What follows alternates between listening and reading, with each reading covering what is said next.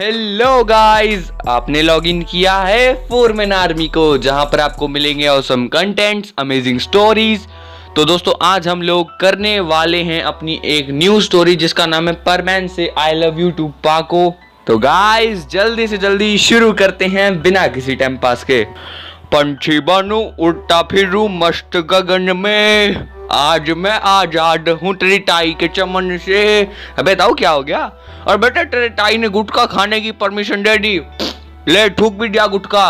अबे किसके मुंह पे थूक दिया तूने गुटखा? अरे किसके मुंह पे थूका? बेटा इसने मेरे मुंह पे गुटखा थूक दिया। बच्चों की टाई माफ कर दे। बेटा तू एक काम कर, तू रिकॉर्डिंग कर, मेरे को तेरे ताऊ से कुछ जरूरी बात करनी है। बेटा वैसे वो तेरा MRF वाला बेड कहाँ पे है? ताई जी वो साइड में रखा है। ठीक है चलो बच्चों के ताऊ। अरे मेरे को कहीं जाना ही नहीं है, जाना ही नहीं है मेरे को। ऑडियंस के सामने मार खाओगे या फिर अंदर चल के? अंदर चलो, जल्दी चलो। अरे बचाओ रे, अरे माया बचाओ, अरे बचाओ रे। ये तो ऐसी हरकतें करता रहेगा। हम लोग अपनी स्टोरी शुरू करते हैं। तो गाइज हम लोग देखते हैं कि वीडियो की स्टार्टिंग में ही पाको कहती है कि मैं तो और परमानेंट ड्यूटी नहीं कर सकती, मुझे छुट्टी चाहिए। तभी पायान बोलता है कि हाँ हमने पिछली छुट्टी बहुत दिन पहले ली थी। तभी उसके बाद सभी परमैन्स मिलकर बर्डमैन को बुलाते हैं और बोलते हैं कि बर्डमैन हमें 1-2 दिन की छुट्टी चाहिए। तभी बर्डमैन बोलते हैं कि मैं सबको एक साथ छुट्टी नहीं दे सकता, कि बाय चांस अगर कोई भी प्रॉब्लम आ गई तो तुम लोग तो छुट्टी पर होगे, तो किसी एक को यहाँ पर रुकना पड़ेगा। उसके बाद चारों परमैन डिसाइड करते हैं कि स्टोन पेपर सीजर कर लेते हैं और जो भी हारेगा वो यहीं पर रुक जाएगा। उसके बाद हम लोग देखते हैं कि हमारे परमैन का लक नोबिता जैसा होता है, मतलब नोबिता भी कभी भी स्टोन पेपर सीजर में नहीं जीता, तो परमैन भी ऑफ कोर्सली स्टोन पेपर सीजर में नहीं जीतता है। उसके बाद परमैन बोलता है कि मेरे साथ ही ऐसा क्यों हुआ। उसके बाद परमैन थोड़ा उदास हो जाता है और तीनों परमैन्स काफ़ी ज़्यादा खुश होते हैं कि फाइनली अब हम लोग छुट्टी पे जा सकते हैं। तभी पाको जाते जाते बोलती है कि परमैन मुझे तुम्हारे साथ छुट्टी पर जाना था लेकिन क्या हो गया। तभी परमैन बोलता है कोई बात नहीं पाको, हम अगली बार चले जाएंगे। तभी पाको थोड़ा सा खुश होकर वहाँ से चली जाती है। और उसके बाद पायान को एक आइडिया आता है। वो पाको और बूबी से बोलता है कि चलो हम सब बर्फ के पहाड़ों पर चलते हैं, वैसे भी बहुत ही ज़्यादा गर्मी हो चुकी है। तभी पाको बोलते हैं कि हाँ वैसे भी यहाँ पर काफ़ी ज़्यादा ठंड हो चुकी है। उसके बाद हम लोग देखते हैं कि अगले ही दिन पायान, बूबी और पाको तीनों के तीनों हिल स्टेशन जाने के लिए निकल पड़ते हैं। और रास्ते में मतलब कि वो रुकते नहीं हैं, लगातार उड़ते ही जाते हैं। और थोड़ी देर बाद जब वो हिल स्टेशन पहुँच जाते हैं, वहाँ पहुँचकर वहाँ पर काफ़ी सारी ठंड होती है, तो वो आराम कर रहे होते हैं। तभी पाको को परमैन का ध्यान आता है कि हम यहाँ पर मज़े कर रहे हैं और परमैन वहाँ बेचारा गर्मी में काम कर रहा होगा। तभी पायान बोलता है कि पाको क्या तुम हमारे साथ स्कीइंग करने चलोगी बाहर? तभी पाको बोलते हैं कि हाँ चलो स्कीइंग करने चलते हैं। तो उसके बाद वो लोग स्कीइंग करने जाते हैं और पाको, पायान और बूबी को बहुत ही ज़्यादा मज़ा आता है बाहर। और उनका पहला दिन बहुत ही अच्छे से बीत जाता है और परमैन का बहुत ही मुश्किल में बीतता है। वो बेचारा गर्मी में भी पेट्रोलिंग कर रहा होता है। तभी हम लोग देखते हैं कि धूप में परमैन उड़ रहा होता है। तभी परमैन एकदम से नीचे गिर जाता है और बोलता है कि मेरे अंदर अब और हिम्मत नहीं है उड़ने की। उसके बाद हम लोग देखते हैं कि वहाँ पर कबाव और साबू होते हैं जो परमैन को अपने घर ले जाते हैं और थोड़ी बहुत कोल्ड ड्रिंक देते पीने के लिए। और कोल्ड ड्रिंक पीने के बाद परमैन बोलता है कि फाइनली अब मैं थोड़ा ठीक हूँ, थैंक यू कबाव साबू। तभी कबाव और साबू बोलते हैं कि परमैन क्या तुम हमारा एक काम करोगे? तभी परमैन बोलता है कि हाँ कबाव साबू क्या काम है तुम्हें मुझसे? तभी कबाव बोलता है कि अरे भाई साहब गुटखा मिलेगा क्या? अरे ताऊ क्या कर रहा है तू? और बेटे हम फोन पे बात कर रहे हैं। अरे फिर यहाँ पे खड़े होके बात करना जरूरी है क्या? तेरे को पता है मैं रिकॉर्डिंग कर रहा हूँ। और बेटे माफ कर दे, वो गलती से इधर उधर निकल जाता हूँ ना, मनूस बुढ़ा। तो गाइज माफ करो, ये बुढ़ा गलती से इधर उधर निकल जाता है। तो कबाऊ बोलता है कि क्या तुम हमें आसमान की सैर करा सकते हो परमैन? हम बहुत ही ज्यादा थक चुके हैं और बहुत ही ज्यादा गर्मी है। तभी हम लोग देखते हैं कि परमैन मना कर देता है। तभी कबाऊ बोलता है कि हे परमैन तुमने हमारा जूस पिया है, या तो जूस के पैसे दो या फिर हमें आसमान में घुमाओ। उसके बाद परमैन सोचता है कि अब तो इन्हें सबक सिखाना ही पड़ेगा। उसके बाद वो कबाऊ और साबू का कॉलर पकड़ लेता है पीछे से और उन्हें हवा में उड़ाने लगता है। उड़ाता नहीं है, फेंक देता है आसमान में और उसके बाद उन्हें पकड़ भी लेता है। तभी वो दोनों काफी ज्यादा डर जाते हैं, बोलते हैं कि परमैन हमें नीचे उतार दो। साबू बोलता है। तभी परमैन बोलता है अरे तुम लोगों को तो हवा में उड़ना था ना, तो चलो मैं तुम्हें हवा में ही उड़ाता हूँ। उसके बाद परमैन उन्हें हवा में फेंक फेंक के मारता है और लेकिन नीचे गिरने से पहले पकड़ लेता है। मतलब परमैन उन दोनों के साथ खेल रहा होता है। शाम के वक्त हम लोग देखते हैं कि परमैन पैदल चल के अपने घर जा रहा होता है। बोलता है कि आज तो मैं काफी ज्यादा थक चुका हूँ, मेरे में तो उड़ने की भी ताकत नहीं बची है। उसके बाद हम लोग देखते हैं कि परमैन पैदल चल रहा होता है और उसे काफी सारे पसीने आ जाते हैं। तभी परमैन बोलता है कि मुझे तो काफी सारे पसीने आ गए। और तभी वो सोचता है कि आज पाको, पायान और बूबी कितना मजा कर रहे होंगे। वो जगह तो सच्ची में बहुत ही ज्यादा ठंडी है, वहां पे तो बहुत ही मजा आ रहा होगा उन्हें। तभी परमैन मतलब घर जाके ठंडे पानी से नहाता है। उसके बाद जब वो अपने कमरे में ऊपर आता है ना, उसे फिर से पसीने आ जाते हैं। तभी परमैन काफी ज्यादा चिढ़ जाता है, बोलता है कि कितनी ज्यादा गर्मी है यहाँ पे, मैं यहाँ पे और देर नहीं रुक सकता। अगले दिन हम लोग देखते हैं कि मिचिको परमैन को बोलती है कि परमैन क्या तुम मेरे साथ मूवी देखने चलोगे। तभी परमैन बोलता है कि और पहली फुर्सत में निकल, कोई जरूरत नहीं है हिंदुस्तान को तेरी, पहली फुर्सत में निकल। अबे ताऊ क्या दिक्कत है मुझसे? और बेटे कोई दिक्कत नहीं है, अरे फिर जब भी रिकॉर्ड कर रहा होता हूँ यहाँ पे आके फोन पे बात क्यों करता है?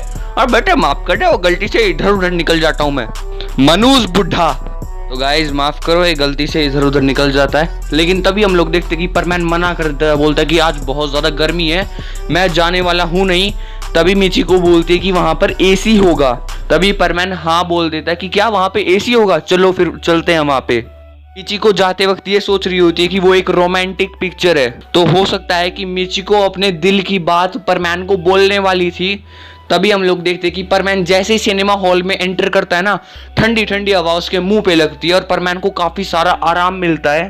तभी परमैन बोलता है कि मजा आ गया। तभी हम लोग देखते हैं कि उन दोनों को एसी के साइड वाली सीट मिली थी और थोड़ी देर बाद पिक्चर चालू हो जाती है। पिक्चर चालू होने के बाद मिचिको जैसे ही परमैन की साइड देखती है, वो देखती है कि परमैन सो चुका है लिटरली। जिसके बाद हम लोग देखते हैं कि मिचिको के जल के राख हो जाती है और वो वहां से उठ के चली जाती है। लेकिन परमैन तो भाई साहब अपना सोने में मगन। तो 3 घंटे के बाद मूवी खत्म होती है और परमैन उठता है, अच्छा मूवी खत्म हो गई, चलो घर चलते हैं मिचिको। तभी वो देखती है कि मिचिको उसके साइड में नहीं है। तभी परमैन बोलता है कि अरे ये कहाँ पे चली गई, मेरे को क्या, मैं तो अपने घर चलता हूँ। तो उसके बाद परमैन अपने घर वापस आ जाता है और परमैन बोलता है कि फाइनली अब मैं अपने घर वापस आ गया। और रात को जब वो सोने की कोशिश करता है, उसे नींद बिल्कुल भी नहीं आती है और परमैन एकदम से चिढ़ के बोलता है कि सिनेमा हॉल में कितना बढ़िया एसी चल रहा था, यहाँ पे इतनी सारी गर्मी है, मैं बर्दाश्त भी नहीं कर पा रहा हूँ। तभी परमैन को एक आइडिया आता है कि पाको, पायान, बूबी जहां पर गए मैं भी वहीं पर चलता हूँ, वहां पर जाकर आराम से सोऊंगा, कम से कम वहां पर नींद तो आ जाएगी मुझे। तो परमैन अपना बैग रात को पैक करता है और फुल स्पीड से हिल स्टेशन के लिए निकल जाता है और थोड़ी देर बाद वो हिल स्टेशन पहुंच जाता है। हिल स्टेशन पहुंचने के बाद परमैन बोलता है कि चलो अब मैं यहाँ पे फाइनली आ गया हूँ। और परमैन देखता है कि वहां पे काफी सारी ठंड होती है, जिसकी वजह से परमैन को काफी अच्छा महसूस हो रहा था। लेकिन थोड़ी ही देर बाद हम लोग देखते हैं कि परमैन ठंड से कांपने लगता है, वो अपने साथ एक्स्ट्रा कपड़े भी नहीं लेके आया था। उसके बाद परमैन बोलता है कि यहाँ पे तो काफी सारी ठंड है, मैं क्या करूं। उसके बाद हम लोग देखते हैं कि जब ही परमैन सोने की कोशिश करता है तभी एक अर्थक्वेक आ जाता है और हम लोग देखते हैं कि परमैन देखता है माउंटेन पे जितनी भी बर्फ है ना, वो एक लॉज के ऊपर गिर जाती है जहां पर काफी सारे लोग होते हैं। तभी परमैन बोलता है कि अरे ये क्या हो गया, इतनी सारी बर्फ लॉज के ऊपर गिर गई। और परमैन काफी ज्यादा डर जाता है क्योंकि उसके अंदर पाको, पायान और बूबी भी थे। इसकी वजह से परमैन एकदम से खड़ा होता है और बोलता है कि मुझे उन्हें बचाना ही होगा, चाहे कुछ भी हो जाए। उसके बाद काफी सारे लोग वहां पर पहुंचते हैं और वो देखते हैं कि वो लॉज यानी वो घर जो वहां पर था ना, उसके ऊपर बहुत सारी बर्फ गिर गई थी। तभी वो लोग बोलते हैं कि हम इस बर्फ को कैसे हटा सकते हैं। परमैन बोलता है कि ये काम तो मेरे बाएं हाथ का खेल है। उसके बाद परमैन जैसे ही उस बर्फ को छूता है, उसे काफी ज्यादा ठंडा महसूस होता है। वो बोलता है कि ये बर्फ तो काफी ज्यादा ठंडी है। मैं क्या करूं। उसके बाद हम लोग देखते हैं कि परमैन थोड़ी सी हिम्मत करके उस बर्फ को हटाने की कोशिश करता है, लेकिन जैसे ही परमैन बर्फ के बीच में पहुंचता है वो जम जाता है, वो हिल नहीं पा रहा होता। परमैन बोलता है कि ये काफी ज्यादा ठंडी है, मैं हिल नहीं पा रहा। उसके बाद परमैन एक झटके से ऊपर आता है, जिसकी वजह से वो बर्फ से बाहर निकल जाता है और बोलता है कि एक बर्फ तो काफी ज्यादा ठंडी है। अंदर जितने भी लोग थे सभी को गर्मी लगना चालू हो जाता है और तभी वो लोग बोलते हैं कि इतनी ज्यादा गर्मी कैसे हो सकती है यहाँ पे, हम तो हिल स्टेशन के ऊपर थे ना। तभी एक बच्चा लॉज की खिड़की खोलता है, तब वहां से थोड़ी सी बर्फ अंदर आ जाती है। तभी वो अपने मम्मी पापा को बोलता है कि मम्मी पापा देखो, खिड़की से बर्फ अंदर आ गई है। और वो दोनों जैसे ही खिड़की की तरफ देखते हैं वो काफी ज्यादा डर जाते हैं। वो बोलते हैं कि अभी तो सुबह के 8 बजे हैं, इतना सारा अंधेरा कैसे हो सकता है यहाँ पे। और जैसे ही वो चीखते हैं लॉज के बाकी सारे लोग उठ खड़े होते, बोलते कि क्या, अब हम क्या करेंगे। तभी तीनों परमैन्स बोलते कि आप हमारे ऊपर सब कुछ छोड़ दीजिए। उसके बाद हम लोग देखते हैं कि तीनों परमैन्स दरवाज़ा खोल के बाहर जाते हैं और जैसे ही वो दरवाज़ा खोल के बाहर जाते हैं उन्हें काफ़ी सारी ठंड लगती है, जिसकी वजह से वो वापस अपने घर के अंदर आ जाते हैं। तभी पायान बोलता है कि बाहर काफ़ी सारी ठंड है, मैं नहीं जा रहा बाहर। तभी पाको बोलती है कि क्या मुझे ठंड में मरने का शौक है क्या, जो मैं बाहर जाऊंगी अभी। तभी पायान बोलता है कि क्या कभी हम इस यहाँ से बाहर निकल भी पाएंगे या नहीं।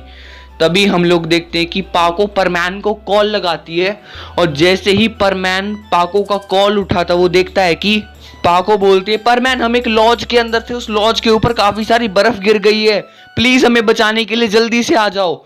उसके बाद हम लोग देखते हैं कि परमैन बोलता है कि हाँ मैं बाहर की साइड ही हूँ। तभी पाको बोलते हैं कि क्या तुम बर्फ को हटाने में हेल्प कर सकते हो परमैन।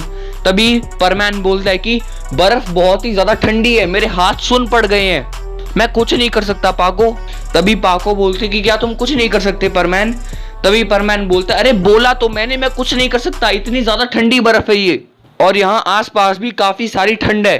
तभी परमैन ये कहते हुए फोन काट देता है, बोलता है कि चलो ठीक है मैं कुछ करता हूँ। उसके बाद परमैन फोन काट देता है और जैसे ही पाको फोन काटती है तभी पायान पाको से पूछता है कि क्या हुआ पाको, तुम काफी उदास लग रही हो।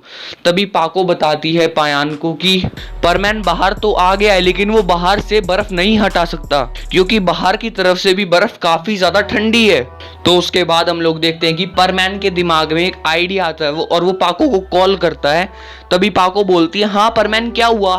तभी परमैन बोलता है कि क्या मैं अपनी diamond Ruby play button beam से बर्फ को पिघलाने की कोशिश करूं। तभी हम लोग देखते हैं कि पाको बोलती है ऐसा भूल कर भी मत करना, diamond Ruby play button beam बहुत ही ज्यादा पावरफुल है, वो हमारे इस पूरे घर को जला के राख कर देगी।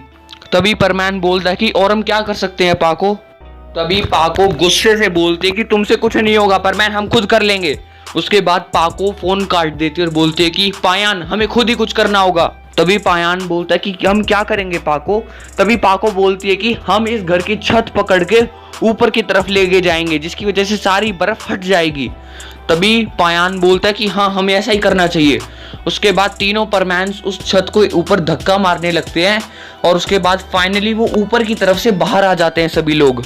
और उसके बाद जैसे ही सब लोग बाहर आ जाते हैं पाको परमैन के ऊपर चिल्लाते हैं और बोलते हैं कि क्या तुम हमें बचा नहीं सकते थे परमैन। तभी परमैन बताता है कि मेरे हाथ सुन पड़ गए हैं, देखो असल में परमैन के हाथ सूज गए थे, उसने बर्फ को हटाने की बहुत कोशिश की थी लेकिन उसके हाथ सुन पड़ के सूज गए थे। तभी पाको बोलते तुम झूठ बोल रहे हो परमैन, तुम हमें बचाना ही नहीं चाहते थे। जिसके बाद पाको वहां से गुस्सा होकर चली जाती है और तभी परमैन बोलता है कि पाको मेरी बात समझने की कोशिश करो, मैंने जानबूझ के ये सब नहीं किया है। तभी पाको बोलती है परमैन तुम यहाँ से चले जाओ, मेरा मूड अभी बहुत ही ज्यादा खराब है, मैं तुम्हें कुछ कह दूंगी, तुम जाओ यहाँ से। उसके बाद परमैन वहां से चला जाता है और उसके बाद हम लोग देखते हैं कि पाको परमैन से काफी दिनों तक बात नहीं करती है और पाको बोलती है कि कितना रूड है ये लड़का, किसी काम का नहीं है। दूसरी तरफ हम लोग देखते हैं कि शहर में ये बात फैल जाती है कि पाको और परमैन के बीच में एक बहुत ही बड़ा झगड़ा हो चुका है जिसकी वजह से मिचिको को ये बात पता चल जाती है और मिचिको बोलती है कि अच्छा तो परमैन और पाको के बीच में लड़ाई हो गई है। तभी मिचिको बोलती है कि अब चाहे कुछ भी हो जाए मैं इन दोनों को अलग करा के रहूंगी। ये पाको जब से मेरी जिंदगी में आई है मैं परमैन के जितना करीब जाने की कोशिश करती हूँ परमैन मेरे से उतना ही दूर जाता जा रहा है, लेकिन अब बस बहुत हुआ, परमैन सिर्फ और सिर्फ अब मेरा है। उसके बाद हम लोग देखते हैं कि मिचिको अपनी वायलिन क्लासेस से वापस आ रही होती है। तभी एक साइंटिस्ट वहां पे आता है और बोलता है कि मैं तुम्हें कुछ देना चाहता हूँ, क्या तुम उसे संभाल कर रखोगी लड़की। तभी मिचिको बोलती है कि क्या चीज देना चाहते हो आप मुझे। तभी हम लोग देखते हैं कि वो साइंटिस्ट अपने बैग में से 2 आई लेंसेज निकालता है। आई लेंसेज वो होते हैं जो मतलब आंखों में पहने जाते हैं। तभी मिचिको उन्हें लेके अपने घर आ जाती है और मिचिको सोचने लगती है कि ये कैसी आई लेंसेज हैं। तभी उसके बाद मिचिको बोलती है चलो आई लेंस पहन के देखती हूँ। उसके बाद मिचिको जैसे ही आई लेंस पहनती है, मिचिको को कुछ अलग सा फील होने लगता है, जैसे उसकी आंखों में कुछ एक्स्ट्रा पावर्स आ गई हो। मिचिको बोलते हैं कि अचानक से मेरे को लग रहा है कि मेरी आंखों में बहुत ही ज्यादा पावर आ गई है। उसके बाद उसकी मम्मी उसे रात के खाने के लिए बुलाने आती है। तभी वो अपनी मम्मी को मना कर देती है और बोलती है कि मम्मी मुझे अभी भूख नहीं है, जिसकी वजह से उसकी मम्मी बोलती है कि ओके मैम, और ऐसा कहते हुए उसकी मम्मी वहां से चली जाती है। तभी मिचिको को कुछ समझ नहीं आ रहा होता कि आखिर हो क्या रहा है। तभी उसके बाद मिचिको को लगता है कि उन आई लेंसेज की मदद से वो शायद किसी को भी कंट्रोल में कर सकती है। उसके बाद वो सबसे पहले कबाओ और साबू पर ये टेस्ट करती है और जैसे ही वो ये ट्राई करती है, कबाओ और साबू उसके गुलाम बन जाते हैं। तभी मिचिको हंसते हुए बोलते हैं कि अब चाहे कुछ भी हो जाए, अब परमैन सिर्फ और सिर्फ मेरा है और ये आई लेंसेज की मदद से मैं पाको को हमेशा हमेशा के लिए परमैन से दूर भेज दूंगी। उसके बाद हम लोग देखते हैं कि मिचिको अपनी छत पे खड़ी होती है और वो पाको का इंतजार कर रही होती है। और जैसे ही मिचिको पाको को देखती है, मिचिको अपना हाथ जोर जोर से हिलाने लगती है, बोलती है कि पाको मैं यहाँ पर हूँ। और उसके बाद जैसे ही पाको मिचिको के पास जाती है, पाको बोलती है हाँ क्या बात हो गई मिचिको। उसके बाद मिचिको पाको को कंट्रोल कर लेती है उन आई लेंसेज की मदद से। उसके बाद मिचिको बोलती है कि तुम्हें परमैन की जिंदगी से हमेशा हमेशा के लिए जाना होगा, अब तुम परमैन की जिंदगी में और नहीं रह सकती। और पाको उसके कंट्रोल में आ जाती है और पाको बोलती है कि ठीक है, मैं परमैन की जिंदगी से हमेशा हमेशा के लिए जा रही हूँ। उसके बाद पाको वहां से चली जाती है और मिचिको नाचने लगती है, बोलती है कि मजा आ गया, अब परमैन सिर्फ और सिर्फ मेरा है। लेकिन तभी मिचिको के दिमाग में एक आइडिया आता है, अगर परमैन ने मुझे मना कर दिया तो उसे मैं जिंदगी भर अपना गुलाम बना के रखूंगी। उसके बाद हम लोग देखते हैं कि मिचिको देखते देखते पूरे शहर को अपना गुलाम बना लेती है और मिचिको जोर जोर से हंसने लगती है और बोलती है कि अब मैं इस पूरी दुनिया की रानी हूँ, मेरे से ज्यादा सुंदर कोई भी नहीं है। कुछ दिनों के बाद हम लोग देखते हैं कि मिचिको के चेहरे पर मूंछ आ जाती है। हाँ सही सुना तुमने, मूंछ, जैसा कि थंबनेल में दिखाया हुआ है। तभी मिचिको उन्हें देख के काफी ज्यादा परेशान हो जाती है और मिचिको बोलती है कि ये मूंछ कैसे आ गई मेरे को। उसके बाद हम लोग देखते हैं कि मिचिको उस साइंटिस्ट को ढूंढने की कोशिश करती है जिसने उसे वो आई लेंसेज दिए थे। उसके बाद मिचिको जैसे ही उस डॉक्टर को देखती है, मिचिको गुस्से से बोलती है तुमने मुझे एक ऐसे आई लेंसेज दिए जिसकी वजह से मेरी मूंछें आ गई। उसके बाद वो साइंटिस्ट बोलता है कि तुमने इन आई लेंसेज का बहुत ही गलत यूज किया है, जिसकी वजह से इन आई लेंसेज ने तुम्हें सजा दी है। अब ये मूंछ कभी भी तुम्हारी जिंदगी से जाने वाली नहीं है। तभी मिचिको बोलती है मैं तो बस अपना हक चाहती हूँ। तभी वो साइंटिस्ट बोलता है कि तुम पागल हो चुकी हो, तुम खुद को इस दुनिया की रानी बोलती हो, लेकिन तुम असल में बहुत ही गलत काम कर रही हो, जिसकी वजह से ये लेंसेज तुम्हें सजा दे रहे हैं और अब तुम्हारे चेहरे पर मूंछें आ गई हैं। जिसके बाद मिचिको काफी ज्यादा गुस्सा हो जाती है और बोलती है कि तुम्हारी हिम्मत कैसे हुई ये बात बोलने की। उसके बाद मिचिको की आंखें चमकने लगती हैं, जैसे कि तुम्हें थंबनेल में दिखाई देता है। उसके बाद मिचिको बोलती है कि तुम्हारी हिम्मत कैसे हुई मुझसे ऐसे बात करने की। उसके बाद वो साइंटिस्ट एक काला चश्मा अपने चेहरे पर पहन लेता है और बोलता है कि करो मुझ पर हमला। उसके बाद मिचिको उसे अपने कंट्रोल में करने की कोशिश करती है, पर मिचिको हैरान हो जाती है कि वो उस साइंटिस्ट को कंट्रोल ही नहीं कर पा रही होती है। उसके बाद वो साइंटिस्ट हंसने लगता है और बोलता है कि ये डिवाइस मेरा है और मुझे पता है कि इसकी क्या क्या वीकनेसेस हैं, इसीलिए तुम मेरा कुछ भी नहीं बिगाड़ सकती लड़की। उसके बाद हम लोग देखते हैं कि मिचिको वहां से भाग जाती है और तभी वो साइंटिस्ट मन ही मन सोच रहा होता है कि ये लड़की कितनी ज्यादा खतरनाक है। उसके बाद हम लोग देखते हैं कि मिचिको बूबी को अपने कंट्रोल में कर लेती है और उसका परमानेंट सेट ले लेती है। उसके बाद वो बोलती है कि अब मैं एक परमैन हूँ, अब परमैन मुझे मना नहीं कर सकता। उसके बाद मिचिको परमैन के पास जाती है और तभी वो बोलती है कि परमैन हमेशा हमेशा के लिए मेरे हो जाओ। तभी परमैन मना कर देता है, बोलता है कि नहीं, मैं सिर्फ और सिर्फ पाको से प्यार करता हूँ। उसके बाद मिचिको अपनी आंखें चमकदार बना लेती है और बोलती है कि तुमने मुझे मजबूर कर दिया है, अब जिंदगी भर मेरे गुलाम बनकर रहोगे तुम परमैन। उसके बाद परमैन मिचिको के कंट्रोल में हो जाता है और मिचिको हंसने लगती है और बोलती है कि आज से परमैन मेरा गुलाम है, अब ये पूरी दुनिया मेरी मुट्ठी में है। उसके बाद हम लोग देखते हैं कि वो साइंटिस्ट अकेले में बैठा हुआ उधर बोलता है कि मैंने एक बहुत ही खतरनाक डिवाइस एक बेकार और बुद्धू लड़की को दे दिया है, अब वो उसका गलत इस्तेमाल कर रही है। थोड़े दिनों बाद मिचिको को पता चलता है कि वो अपनी आंखों से लेजर बीम भी छोड़ सकती है। उसके बाद मिचिको बोलती है कि चलो पाको को यहाँ पर बुलाने का वक्त आ चुका है। उसके बाद हम लोग देखते हैं कि वो पाको को अपने पास बुला के बोलती है कि पाको आ जाओ, मुझसे लड़ो।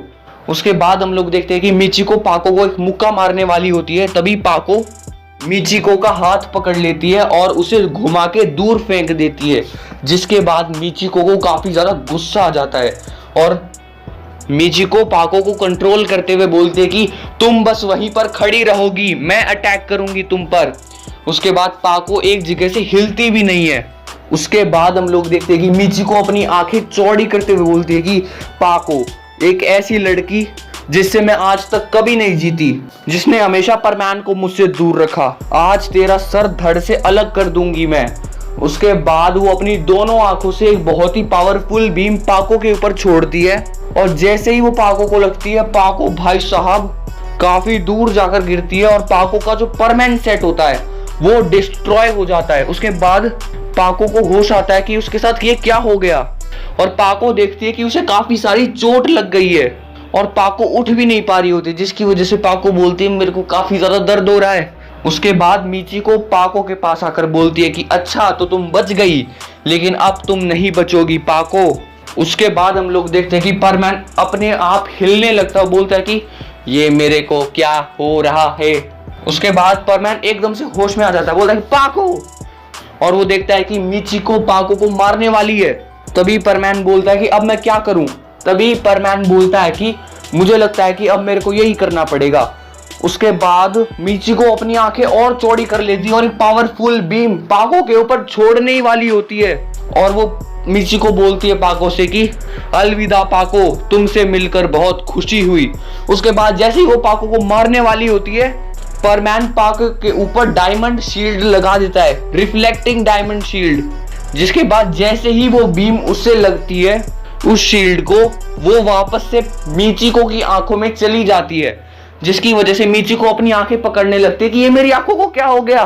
और तभी हम लोग देखते हैं कि मिचिको के वो जो आई लेंसेज थे ना, वो जमीन पर गिर जाते हैं और जिन्हें परमैन जल्दी से उठा लेता है और परमैन बोलता है कि चलो खतरा तो टला।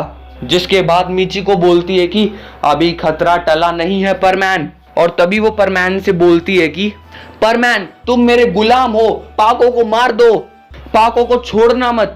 जिसके बाद परमैन थोड़ी सी एक्टिंग करने लगता है और बोलता है कि यस मैम, मैं पाको को नहीं छोड़ूंगा।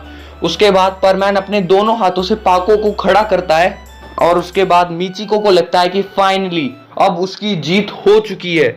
उसके बाद वो परमैन और पाको के थोड़ा सा करीब जाके बोलती है कि परमैन मार डालो पाको को। उसके बाद हम लोग देखते हैं कि परमैन थोड़ा सा नीचे झुकता है और थोड़ा सा घूम के मिचिको के हेलमेट पर मुक्का मारता है, जिसकी वजह से मिचिको ने जो हेलमेट पहना हुआ होता है ना, वो ब्लास्ट हो जाता, फट जाता है और मिचिको थोड़ा सा पीछे जाकर गिर जाती है और वो अपने मुंह को देखने लगती है, लेकिन उसका मुंह सही सलामत था। उसके बाद परमैन खड़ा होके मिचिको से बोलता है कि सुनो, आज के बाद मेरे और पाको के बीच में आई ना तो काट डालूंगा। उसके बाद हम लोग देखते हैं कि मिचिको ने जिन जिन को अपने वश में किया था वो लोग वहां पर आ जाते हैं और तभी मिचिको हंसने लगती है, बोलती है कि अब तुम पाको के लिए इन सब से लड़ोगे परमैन। और वो लगभग 100-200 लोग थे और मिचिको हंसते हुए बोलते हैं कि परमैन आज तुम और तुम्हारी पाको यहीं पर खत्म हो जाएंगे, ये लोग तुम्हें मार डालेंगे परमैन। तभी परमैन बोलता है सच्ची, चलो देखते हैं। उसके बाद परमैन थोड़ा सा झुकता है और फुल स्पीड से रन अप लेके उन लोगों के पास जाता है। और 1 मिनट बाद मिचिको पाको की तरफ देख के बोलती है कि पाको, आज तुम और तुम्हारा परमैन नहीं बचने वाले। उसके बाद हम लोग देखते हैं कि परमैन एक एक को घुमा घुमा के फेंक देता है और वहां पर अभी कोई भी नहीं बचता है, जिसकी वजह से मिचिको बोलती है कि ये तुमने क्या किया परमैन। तभी परमैन बोलता है कि साफ कर डाला सबको, जिसे देखकर मिचिको काफी ज्यादा डर जाती है और वो वहां से भागने लगती है। तभी वहां पर बूबी और उसकी चिंपैंजी सेना आ जाती है और बूबी अपनी चिंपैंजी सेना को बोलता है कि इसी ने मेरा परमानेंट सेट चुराया है, जिसकी वजह से काफी सारे चिंपैंजीज मिचिको को घेर लेते हैं। उसके बाद हम लोग देखते हैं कि वो चिंपैंजीज मिचिको के ऊपर टमाटर और अंडे फेंक के मारते हैं, जिसे देखकर पाको और परमैन हंसने लगते हैं। तभी वहां पर वो साइंटिस्ट आता और बोलता है कि परमैन मुझे माफ कर दो, मैंने ऐसी लड़की को अपने डिवाइस दिया, क्या तुम मुझे मेरा डिवाइस वापस दे सकते हो। जिसके बाद परमैन बोलता है कि अगर ये किसी के भी पास रहेगा तो कोई भी किसी को भी काबू में कर सकता है। उसके बाद परमैन उस डिवाइस को चकनाचूर कर देता है और बोलता है कि चले जाओ यहाँ से। उसके बाद वो साइंटिस्ट बोलता है कि परमैन मैं तुम्हें देख लूंगा। उसके बाद वो साइंटिस्ट भी वहां से चला जाता है और थोड़ी देर बाद जलील होने के बाद मिचिको भी वहां से चली जाती है और बूबी भी अपना टूटा हुआ परमैन सेट लेके वहां से चला जाता है।